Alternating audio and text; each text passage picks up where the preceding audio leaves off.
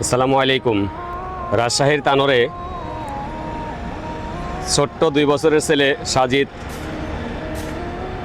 প্রায় 60 ফুটের একটা গর্তের ভিতরে পড়ে গিয়েছে। আল্লাহ তাকে নিয়ে গেছেন। বাংলাদেশের সকল মানুষ উদ্বিগ্ন ছিল যে আসলে তিনি বেঁচে আছেন কি নাই। শেষ পর্যন্ত বাচ্চাটা বেঁচে নেই। এখানে কয়েকটা প্রশ্ন। এরকম একটা গর্ত করে কেন উন্মুক্ত রাখা হলো? বাচ্চাটা চলে গেছে, এই প্রশ্নটা আমি তেমন কোনো মাধ্যমে এখনও দেখলাম না। শুধু তার বাবাই বিচার চাইলেন।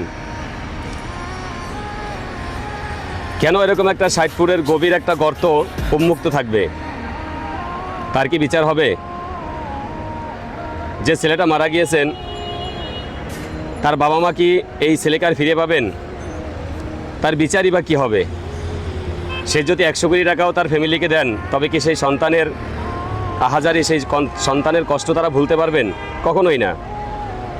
বাংলাদেশের এরকম উন্মুক্ত অনেক জায়গা আছে এবং উন্মুক্ত অনেক বিষয় আছে যেটার কারণে প্রতিনিয়ত মানুষ দুর্ঘটনার শিকার হচ্ছেন, জীবন দিচ্ছেন, পঙ্গুত্ব বরণ করছেন।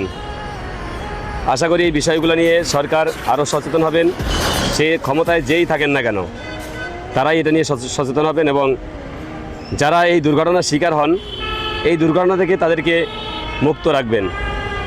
ধন্যবাদ। ভিডিওটি ভালো লাগলে শেয়ার করে দিবেন। ধন্যবাদ।